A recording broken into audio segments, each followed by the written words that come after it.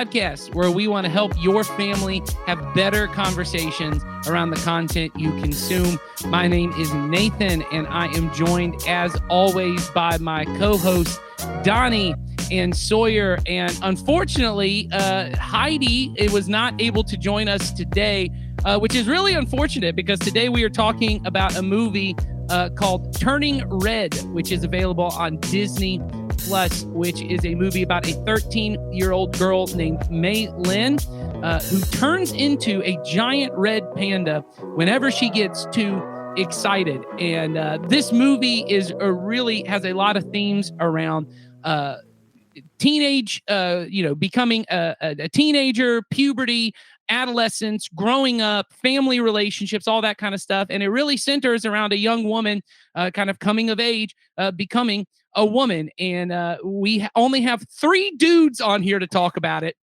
but that's okay because we're going to do the best. Because honestly, this movie, I think, applies to both parents, children, boys, and girls. There's a lot to have conversations about. But before we get into that, Donnie, why don't you explain what we do on this podcast?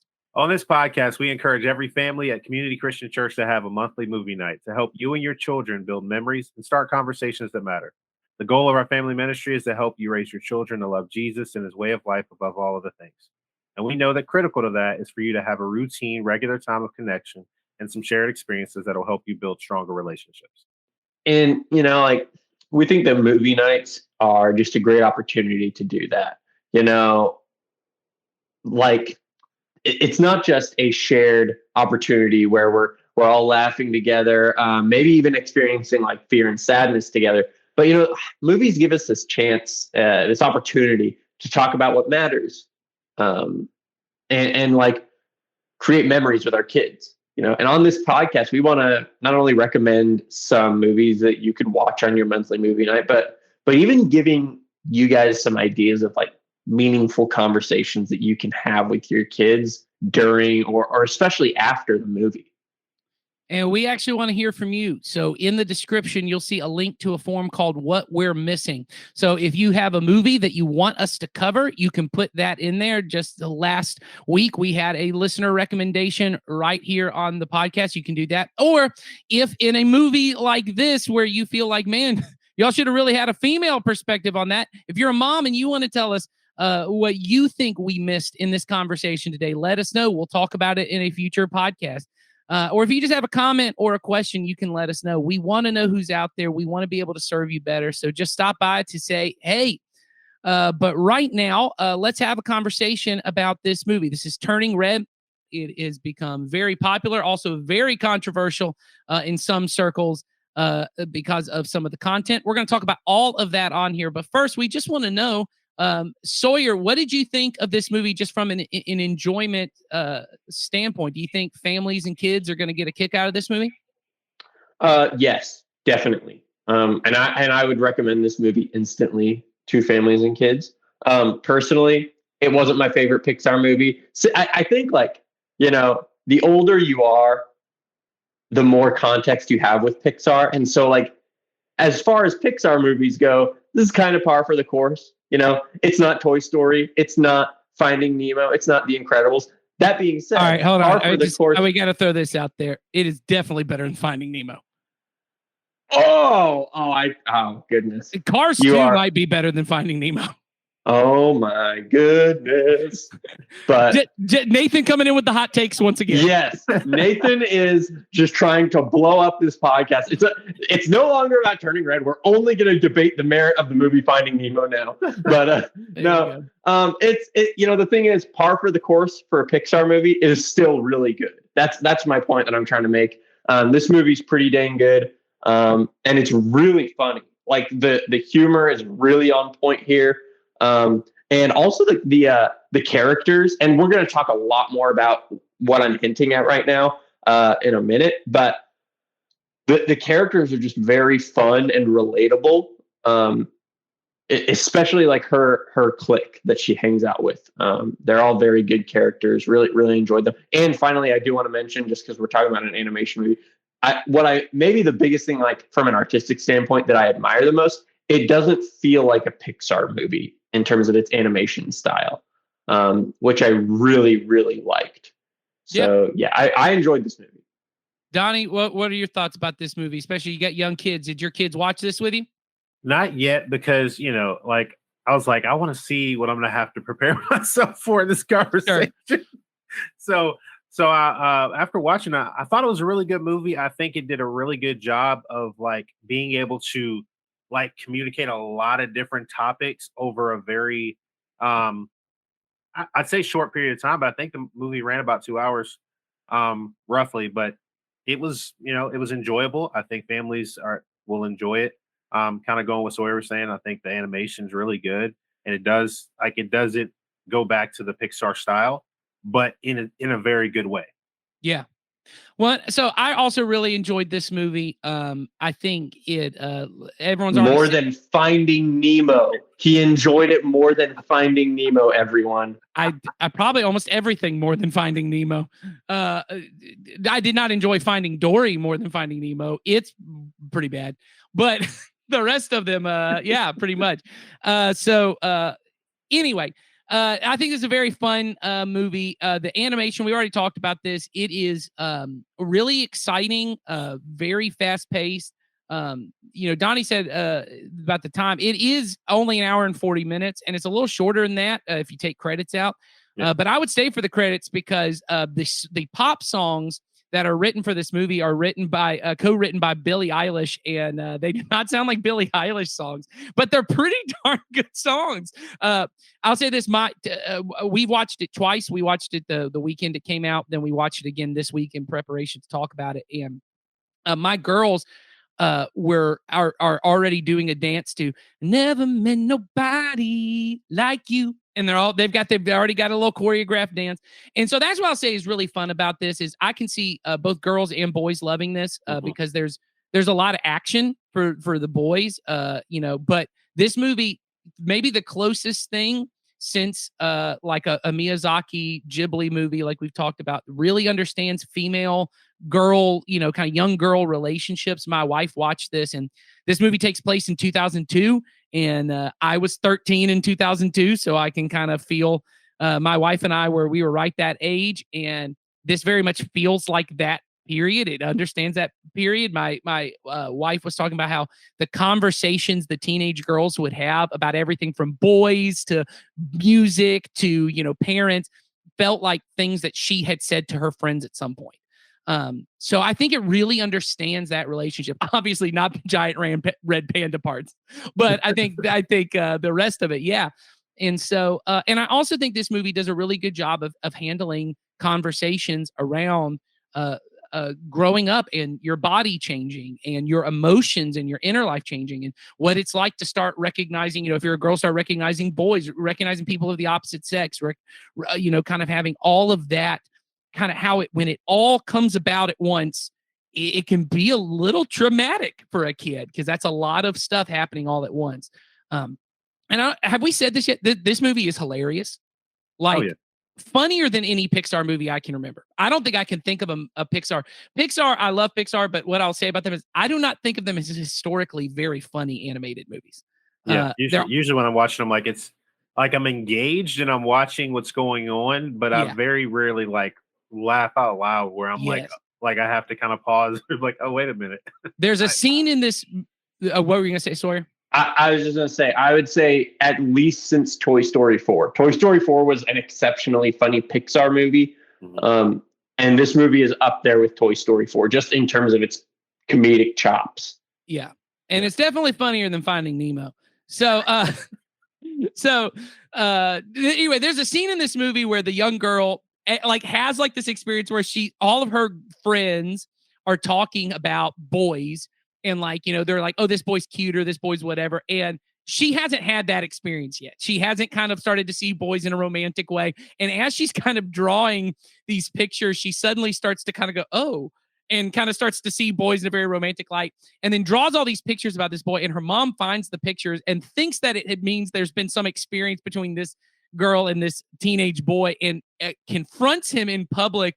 And when she slams down the pictures, I laughed out as loud at this mermaid picture that had been drawn of this boy. I bet I laughed at that more than anything else. And one of my girls, and this is one of those moments I think for parents that just from an enjoyment standards, once everyone in our household is laughing, which we've got kids who understand humor at all different levels, but they all understood why that was funny. And my oldest daughter, who's kind of beginning the stages of, entering into teenagehood and all of that, she's already in the double digits. She's 10. She looked at me and said, "If you ever do that to me," So it's great. It's these little moments that you get. And I think this movie really facilitates that. Now, we're all saying you should watch this movie. We're all saying it's great. I think it's good for all ages because, and this is the part I want to get to. This movie, so I watched this with all of my kids. This movie does deal with some things that I think most parents want to put off conversations about. Things regarding puberty, because this is a female going through puberty. There are conversations about periods and all of that are in this. There's some conversations about I don't want to say conversations about sexuality, but there are certainly the idea of introducing for a child, the idea of seeing people of the opposite sex as romantic interest and seeing them as more than just friends. All of that is kind of brought out in this movie. But it is done so in a way that, once again, I had a 5-year-old and a 7-year-old that watched this movie, and they found it enjoyable. They their understanding of everything was, oh, she's becoming a teenager, and she now finds boys cute. Like all of that. So I think it was all appropriate. But there's some controversy around this movie that has kind of come up online. And I'll just say it because we are a church. It has been some Christians that have made a big stink about this movie. And in particular, the stink that I've heard and that I've read around this movie is that this movie endorses rebellion, because the overall plot around this movie is that these teenage girls who are this Mei Lin, who is turning into a panda. That's kind of her metaphor of going through puberty, going through teenager, is whenever she gets too emotional or too excited or too overwhelmed, this giant red panda, she transforms into a giant red panda. Her mom wants to keep her kind of locked up until they deal with it. But she wants to sneak out with her friends to go to this concert of this boy band. And the controversy I've seen around the movie has been that the movie is endorsing kids to sneak out and to rebel against their parents and all of those kind of things.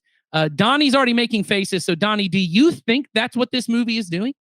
Not even close. Because if that's the case, then Home Alone should have made me want to create contraptions in my house and drop things off of the roof. But I never did any of those things. I don't know, Donnie. I've been to your house and I left with a cracked skull. It was one time and it was an accident. You should have been paying attention. Yeah. Sawyer, we talked a little bit about before we started filming, but why do you think that way of reading this movie is kind of a misinterpretation of how you even should read the movie? Well, the movie, okay. The movie is centered around this girl and it follows her experiences, okay? And by the way, just so you know, like, a teenager's life is relatively rebellion-centric. They want to do the contrarian thing, whether you're the person telling them to do something or their teachers are. They want to do the opposite, okay? So this movie is simply being honest from that perspective. But I don't even think that's what the movie is like all about, okay? I'm just saying that the movie's not wrong for taking that position, okay? Where I think like I come down hardest is, she develops. The whole point of a movie is that you have a character in one place, okay? The opening line of dialogue from our main character is she's telling kind of how she was raised, how it's all about honoring your parents and finding opportunities to honor yourself. And then she literally says, and I don't care about that, okay? About honoring her parents, okay? The whole movie is about taking her from this spot and taking her to a spot where she does honor her parents. That's what the whole movie is about, okay? It's about her.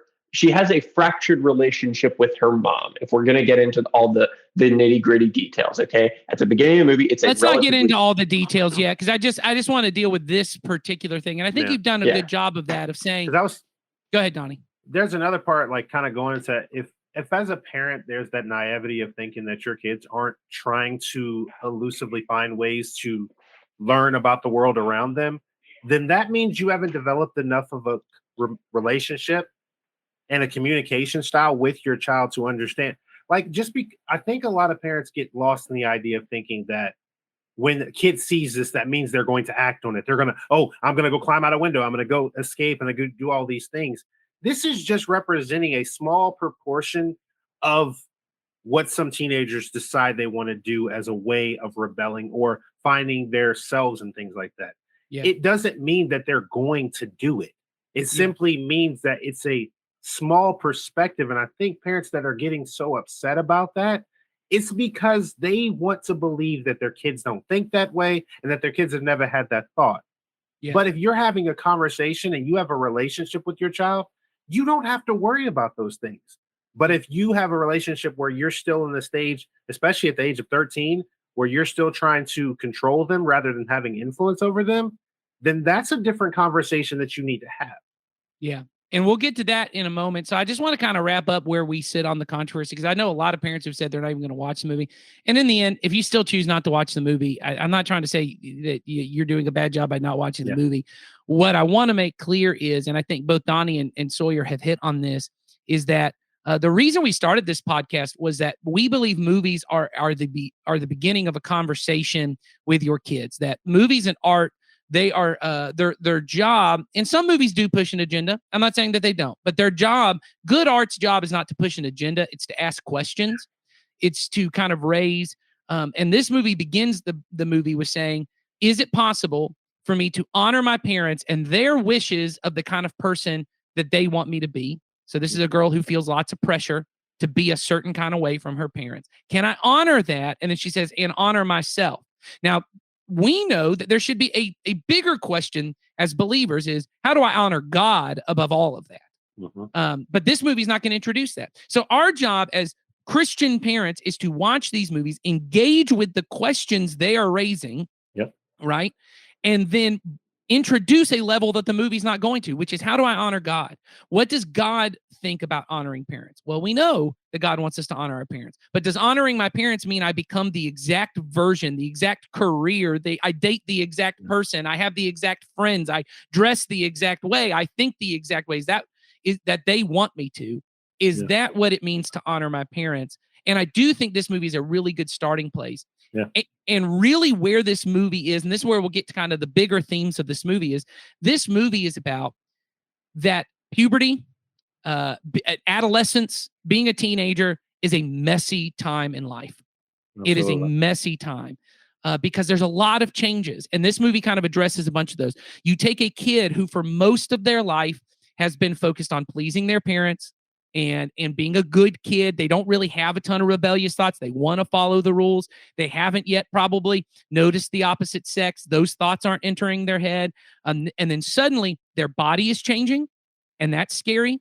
Their emotions are changing because they have hormones, and they're having these emotional outbursts that they've never had before, things like rage that they've never felt before, right? Suddenly they have these kind of thoughts about girls and boys, and all those things are kind of entering their mind. And then at the same time, they're having rebellious thoughts. They're starting to question their parents. Are my parents right about everything? Should I always follow their rules? And what often happens is what is happening here, and this is a God-given thing, they are trying to differentiate themselves, which means to say, I am a person who has different thoughts and different ideas than my mom and my dad and the rest of my family. And what happens often, unfortunately, in our culture is then families end up separating over that because someone pulls away and then says, if we don't have the same thoughts or we don't like the same things, then we can't be together. But what we want to be able to have, and I think this movie does a good job, at least of introducing the conversation. I don't think where this movie lands with everything is the exact right way, but that's your job as a parent to have those conversations. And so, Donnie, you were having some conversations earlier before we started filming about how do we help our kids understand this differentiation process of we may not always agree, but we love each other, and how can parents kind of deal with that? Because it's a scary time as a parent.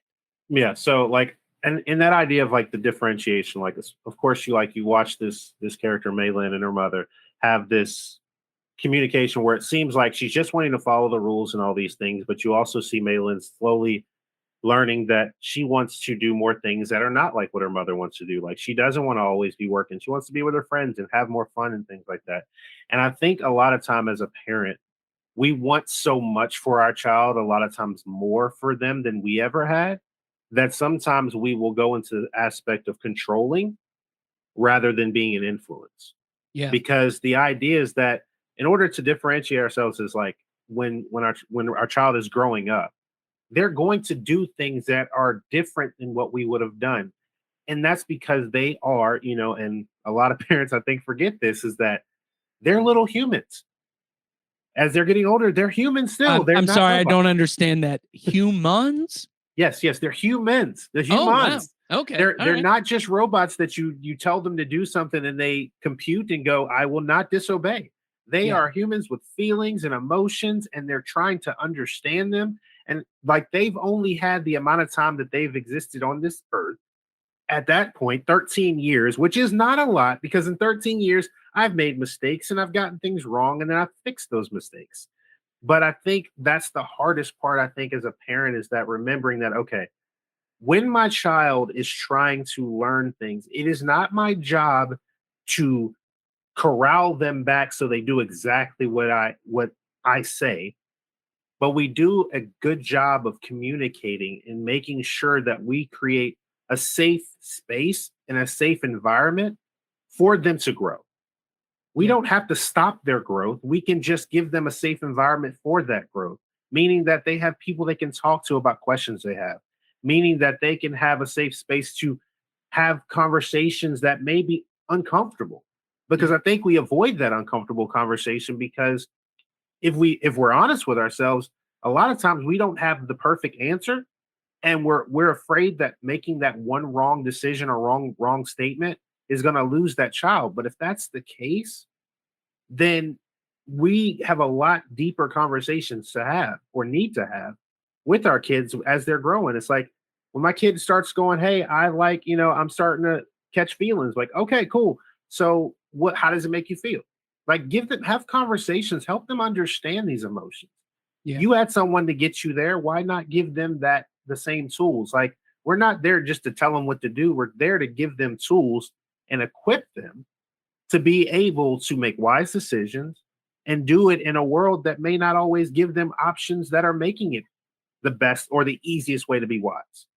Well, and I think, Donnie, what you're talking about, and I don't know, we've talked about it on this podcast. I know we've talked about it in church, and I know we've talked about it on our other podcasts, but it's this idea that when your kids are young, this isn't to say to a 2-year-old, like, go off and do whatever you want to do, No. right? When the kids are young, you are in a control environment. You are in a protect environment that your kids have to have really clear boundaries, really clear rules. You always respect mommy and daddy. Because I said so is an okay thing to say to a 5-year-old because they can't understand all the reasons. We're talking about when a kid becomes 12, 13, 14, they're starting to kind of enter into those teenage years. And now suddenly they've got all these activities you're not necessarily a part of. They have these friend groups you're not necessarily a part of. They have these other influences at school or at work or at other things.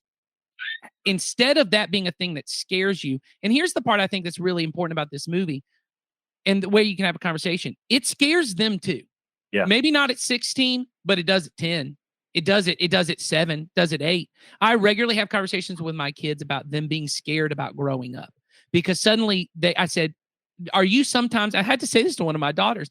They were being a little disrespectful one day. Shocking. Kids can be disrespectful. They've been disrespectful. And I sat them down and I said, listen to me. I said, it is okay with me that you don't agree with me.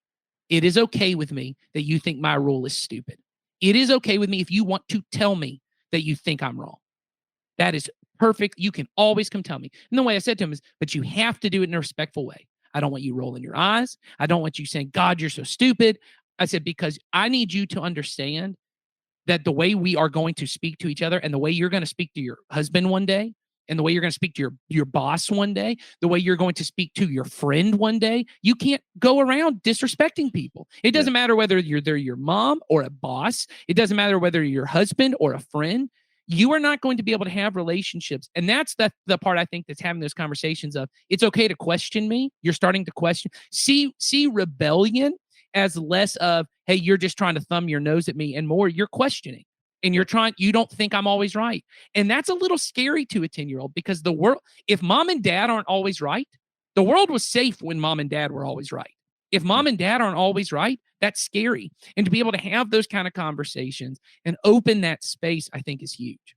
Yeah, because I think it's because I've seen it even with my 5-year-old, where like they say comments like, I don't want to get bigger. I don't want to be older. Yeah. And like you hear that conversation, it's like what came through your mind as you're feeling that made you go, I don't want to get older, or like that? Was it something that you see that we have to deal with? Is it something that you see we have to experience? And like you said, I mean, I think adults forget that those moments of change Yeah. are just as scary for them, because what Yes. what happens is that they see these moments of rebellion as like, hey, you're trying to go against me. No, sometimes it could be a cry for help. It could be a need to understand, a need to like have someone to help them to grow. Yeah. Like it's not all those things, because these kids are not, like I said, they're not robots. Like they're feeling these things, and you've had time to learn about these things as an adult. And that's why we're there, to help give them these tools that we didn't have, or the tools that we've gotten over time, you know? So, Yeah. I think that's good. So another part of this movie that I think is the messy part about having teenagers is there's this friend group that Mei Lin starts to become more attached to, and that their influence is almost stronger. And I think that's kind of what the controversy of this movie is the influence of these other teenagers who are really kind of like encouraging her to rebel and to do her own thing, and how scary that is to the mom, who just outright is like, I don't like them. I don't want you hanging out with them. They're not good people. And this is a natural part of growing up, that your friends become a bigger influence than your parents. And when you are still in the I'm going to control you phase, you honestly sometimes push so hard, you push them into these friendships more. And so, Sawyer, can you talk to a little bit as somebody who was most recently a teenager, not someone who has a teenage child, but most recently a teenager, about and has worked in youth ministry and worked with parents and students on this. How do you see this movie being able to help parents have the conversations about your friends? What you need to understand is when a teenager especially receives that affirmation from someone, that person or those people become their people. Okay. And so, for stating the obvious, you should be loving and affirming your teenager and stuff like that. Because they live in a world that doesn't do that to them all that often. And it's important that they get that from the right people. And so, just stating that obvious part, the less obvious part is, and this is something that I will admit, I have an extra leg up. My parents were very good at this, both when I was in high school, and like I was always welcome to bring friends home from college and stuff like that. My parents wanted to know my friends, not because they wanted to know what trouble I was up to, but they just wanted to know who was influencing me. And they wanted to show love to them as well, to be like, hey, we're on all of your guys' side. Like, we love you guys. We're praying for you guys. That is something that will be such an instrumental help to your teenager and their development and their trust of you. When they see that you not only love and accept them, but love and accept the people that love and accept them. Like when you create an ecosystem of love for your teenager, that they will flourish. I promise you that. Maybe not in the ways that you like necessarily like want them to flourish, but they will at the very least have direction in their life and stuff like that. I've seen kids struggle, but when they have that ecosystem, the struggle is tempered exponentially. Okay. And I think that this movie understands that. This is definitely one of the areas where the movie doesn't always land at a biblical point of view. So there are going to be conversations to have about that. That being said, the gist of it, I really love. And I think that there's a lot of really good conversation that can be had in that direction of like, hey, you just simply telling your teenager that you love them and stuff like that. That's really important. And this movie gets it right. Yeah. Well, go ahead, Donnie. Because I was thinking, like, when you said that, it's like I was thinking how we need to be as Christ followers. Because a lot of times what happens is we can easily be siloed into ecosystem of people that think and see everything exactly the same, and sometimes we lose that because the idea is that if you watch the way Jesus moved, Jesus didn't move with people that were always exactly like him. He moved with people that he could have influence on and to help and to love on. And that's what we want our kids to do. We want our kids to be that influence, that instead of you going, hey, I don't want you hanging out with that person, that you can go, hey, we've had conversations and I want you to, take an opportunity to help to influence, to help them to understand some of the things like that's going on. Like be that influence, be that positive influence, be that positive change in your friend group, Yeah. because it's very easy to go, oh, don't hang with that person or don't do this. But are you setting up like what you were saying, Sawyer, is like, are you setting up an ecosystem that makes them a loving and affirming friend, a loving and affirming, like just sibling, in all those ways? And if you are, that's fantastic. And if you're not, it's not too late to start moving in that direction. Because at some point, like what Nathan was saying earlier, is that the role changes.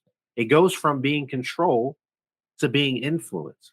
And you want your influence to be the influence that helps to mold them, but also for them to be able to influence those around them in a positive way, to be more like what you're trying to be, and that's be more like Jesus. Well, and I think the way that we have to do that is, and you guys have already said it, I think, and I remember when we did on Father's Day, we had different advice for dads in different places. And Jason Collins, one of our teaching pastors, gave this advice to parents of teenagers. And he said very similar, you want to create your home to be a place of love and acceptance that a kid can come. And acceptance doesn't mean I support every decision you make. It doesn't mean I agree with every decision. It doesn't mean I affirm every decision you make. You may make decisions. I go, that's the wrong decision. That's not good. But because here's what I will say, and this is a slight tweak on what you said, Sawyer, is I do think they get acceptance and affirmation everywhere they go. Often, except for at home. That if and this is just the part, and every parent needs to be aware of this. If every kid can find a group that will tell them, hey, you're right about everything you're thinking. Everything yes, that's true. Every kid can find a place, and that is the place that they'll figure they'll go, these are my people. Because you're right, the place that accepts them, the place that tells them, hey, you're not bad or wrong or for feeling this way or any of that kind of thing. That will be the place where they will be accepted. And that the job of our parents, as the part of you were talking about, Donnie, about being a place of influence, is not to support every decision. That my job as a parent, as someone who loves you, is often to say, that's wrong. Don't do that. Don't go steal that car. I know you feel like it's the right thing to do. Don't go steal that car. But to say, hey, I get it. Everyone's had rebellious thoughts. Everyone's had lustful and sexual thoughts that they're not proud of. Everyone has had feelings that they don't understand. And to accept that and to not make that an ugly thing or a weird thing or a bad thing, and to say, hey, but let's talk about how does God want us to honor that? And like you said, Donnie, with my friends, how do I be an influence there and not let them influence me? So like I had a good conversation with one of my kids that they were playing with another kid, and those kids, that kid was very disrespectful to one of their parents. I mean, just ugly and rude in the way they were speaking. They were disobedient. They were telling them, nope, I'm not going to do that. And my wife, who was at this thing, was able to say to one of my daughters, hey, do you see the way that they were kind of speaking and treating their parents? I'm really proud of you that you don't do that. And then was able to say, and maybe you can help them and be an influence to them, to make sure that they don't do that. And so anyway, I think all of that is a really positive thing. So, okay, so let's kind of wrap everything up here, which is this. I think this is a great opportunity for parents to be able to have conversations they don't maybe feel necessarily ready to have, which is conversations about puberty and conversations about your body changing. And I know these are uncomfortable conversations. Luckily, I have 4 girls, so my wife has all those conversations. So I'm saying all of this out of that. But I will say this: I think same-sex parent having that conversation, so dads with boys, moms with girls, being able to have the conversation of, hey, these feelings are going to come up, having conversations about sex, having conversations about puberty, all of these kind of things are important. And it'll be younger than you think. Maybe as soon as they really start asking any kind of questions about things. But even if they're not asking questions, when you know as a parent, hey, this is going age-wise is going to start happening for them, having those conversations are important, because there's a scene in this movie where the mom thinks that she has gotten her first period and goes, oh, I thought I had more time, and realized, oh, I didn't even explain this, and now this thing has happened to her, and it's terrifying to her. Yeah. And that's a pretty common experience. So this is another good opportunity to do those things. And I'm really upset with Heidi that she wasn't on here to have that conversation. Okay, so let's get to lightning round. What are the final things that you want to kind of anything about this movie that you just want to say? Good things, thematic things, anything that you think just is really great about this movie. 60 seconds. Sawyer, go. What's something you want to talk about? So again, I am a broken record forever. The vocal performances in this movie are awesome. Really loved them, especially from the mom. Sandra Oh is the actress. She's from Grey's Anatomy, I think. No, she from Grey's Anatomy? Yeah. I've never seen it. I've never seen Grey's Anatomy, but I've always loved Sandra Oh. I like to just throw out bits of information I have no relevance for. Well, but Sandra Oh, her last name is O-H. Yeah. I don't know. She's going to say stuff. No, she's really good in Killing Eve is the thing, okay? That's the other show. That's like what I know her most Perhaps from, that's what you should have said. Very true. Very true. I just know most people have seen. Anyway, we're getting off topic. Sandra Oh is really great in this movie as Mei Lin's mom. Also, literally any scene when Mei Lin turns into the red panda is just an awesome scene. There's action stuff surrounded with it. There's like heartfelt stuff surrounded with it. There's funny stuff. It's always awesome whenever the red panda is on screen. So I just love those two aspects. Those were the two most fun aspects of the movie for me. All right, Donnie, what about you? 60 seconds. I mean, I think in short, like it just goes to like, don't be so afraid to like when you see a movie that may have a little bit of an uncomfortable conversation, sometimes it's okay to lean into that conversation, because I think as parents, we get lost in the idea of we just want to wait till it's the perfect time. And we don't know when the perfect time is. And like the conversations need to be had beforehand, because as parents, that's what our job is. We're helping to develop and help them to understand the world around them and to make them wise so that they can make wise decisions going forward. So, I mean, yes, I'm sure there are people that may have different opinions that go from all over the spectrum of things. But at the end of the day, the conversations are going to need to be had. So it can either be you, the influence that has the conversation as the parent, or it can be someone else. Because either way, someone's going to have that conversation. And please don't let it be someone else. Let it be you. Yeah, you don't want the first conversation about sex or puberty or adolescence to be their other friend who knows nothing about it, because all the terrible things I learned just in my head. But luckily, my parents had conversations, and I would look at my friends, and they'd say something about sex, and I'd go, "You're an idiot." That's not at all how that works. And it's just very beneficial. Whereas my friends just believed it because they had an older brother or an older friend who told them something, and they didn't know what they were talking about. And so I agree with you, Donnie. I do think whether this movie accurately hits on it or not, what we as parents want to say is we want to create a home of trust and acceptance and love. And the only way to do that is to have those conversations, to give them the space to be able to question you, to question things, to question their faith. There's a scene in this movie where they talk about, because they are Chinese immigrants to Canada, and the faith that they brought over was ancestor worship, and they say we don't worship a God, we worship ancestors. And my kids even said to me, so there are people who don't worship God. And it was a great opportunity to say, yeah, not everyone believes like we do. And here's why we can have faith that God is real, and how we can have faith that Jesus loves us no matter what. And that these people who don't agree with that, we still have to love and accept them. And we want to show them God's love, which isn't to control them and try and force them to believe what we do. Those are messy conversations, but this movie is all about messiness. And so we hope you have some great messy conversations around this. And we will see you next time on the Family Movie Night podcast, where we hope you will have better conversations that lead your children to love Jesus and his way of life even more.